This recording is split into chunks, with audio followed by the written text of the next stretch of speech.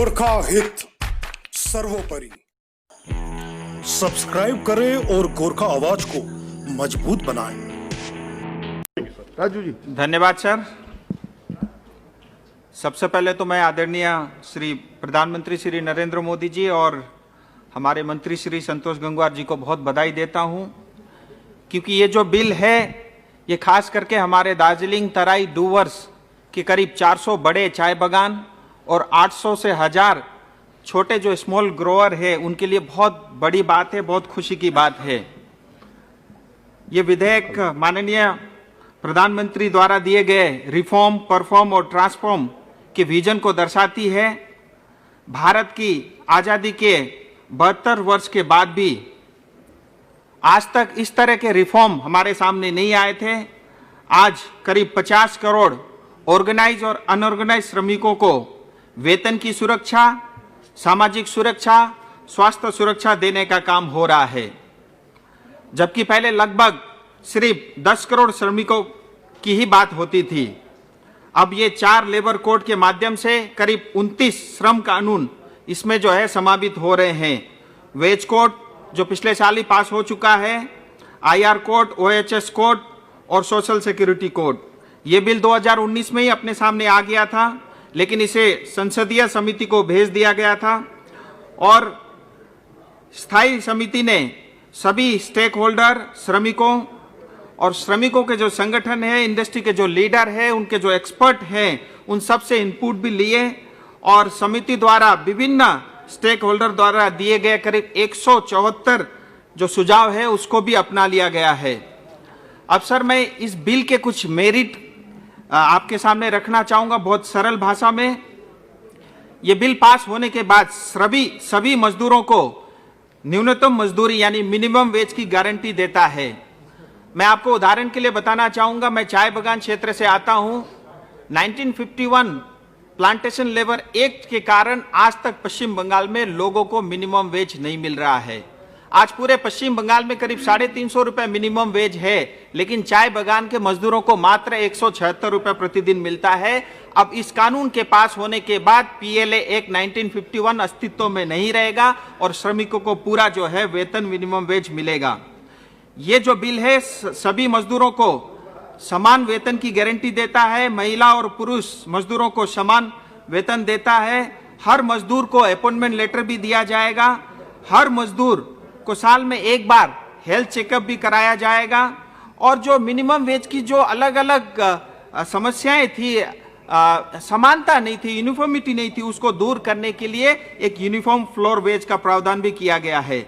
जो प्रवासी हमारे भाई बहन जो मजदूर हैं उनको हर साल एक बार घर जाने का किराया भी मिलेगा और जो हमारे प्रवासी जो मजदूर हैं जहां भी काम करेंगे उनको वहीं पे राशन मिलने की व्यवस्था भी इस बिल के माध्यम से हो रहा है।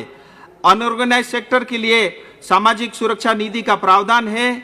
महिलाओं को भी मतलब रात में भी काम करने की व्यवस्था भी इस बिल के माध्यम से किया गया है और महिलाओं को सभी क्षेत्र में काम करने की भी इजाजत दे रही है ये बिल। और जब महिलाएं रात को काम करेंगे उनके लिए सुरक्षा की व्यवस्था भी करनी अनिवार्य होगी। अनऑर्गेनाइज और ऑर्गेनाइज क्षेत्र में सभी मजदूरों को पेंशन EPFO योजना का लाभ मिलेगा और मजदूरों को ट्रिब्यूनल में जल्द से जल्द न्याय मिलने की सुविधा भी है और ट्रिब्यूनल को कम से कम 1 साल के अंदर में उसके ऊपर में फैसला करना होगा। इसके माध्यम से लिटिगेशन बहुत कम होगा और लिटिगेशन जल्द से जल्द खत्म भी होगा। और छोटी सी कंट्रीब्यूशन से भी ESI अस्पताल के अंदर में इलाज की सुविधा होगी और ESIC सभी क्षेत्र में काम करने वाले मजदूरों के लिए खुलेगा। ESIC अस्पताल, दवाखाना एवं सर थोड़ा एडजस्ट करिए सर 2-3 मिनट, बस अपने क्षेत्र के उस पे आ रहा हूं। दवाखाना एवं शाखाओं को जिला स्तर तक जो है इसके माध्यम से विस्तार होगा। ये बहुत बड़ी बात है और 10 से कम मजदूर जिस संस्था में हैं वो स्वेच्छा से ESIC के साथ जुड़ने के मौका भी उनको मिल रहा है। सर जैसा मैंने आपको बताया, पश्चिम बंगाल राज्य में मिनिमम वेज एक्ट अभी तक चाय बागान में लागू नहीं था, इस बिल के माध्यम से हो रहा है।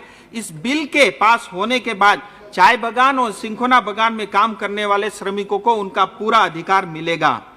प्लांटेशन लेबर एक्ट जो अभी तक सिर्फ कागजों पे ही सीमित थी, अब इस बिल के पास होने के बाद उसका अस्तित्व समाप्त हो जाएगा और इस कानून के बाद चाय बागान, सिंकोना बागान के काम करने वाले मजदूर को सबसे ज्यादा फायदा होगा। इस कानून के पास होने के बाद अब कोई भी मालिक जो है वो इन काइंड में 15% से ज्यादा पैसा मतलब सामान या सुविधा नहीं दे पाएगा। उनको 85% जो है इन कैश उनके हाथ में देना होगा। इसका अर्थ ये हुआ सर, आज पश्चिम बंगाल में मिनिमम वेज 350 रुपया है।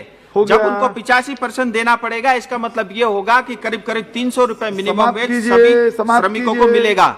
सर बस 2 मिनट और सर, इसके साथ ही जल्दी समाप्त कीजिए, 1 मिनट में बात पूरी कीजिए बस सर, 1.25 मिनट और सर मैं अपने क्षेत्र की एक बात कहना चाह रहा हूं सर, श्रमिकों को आज तक भूमि का अधिकार नहीं दिया गया है क्योंकि लैंड जो है स्टेट का सब्जेक्ट है। अंग्रेजों ने जो कानून बनाया था वो कानून आज भी पश्चिम बंगाल में लागू है। अभी 2019 में ही पश्चिम बंगाल सरकार ने 15% चाय बागान की जमीन मालिकों को दे दी टूरिज्म के लिए। मैं उसका स्वागत करता हूं, लेकिन उस जमीन पे मालिकों से ज्यादा अधिकार हमारे श्रमिकों का है।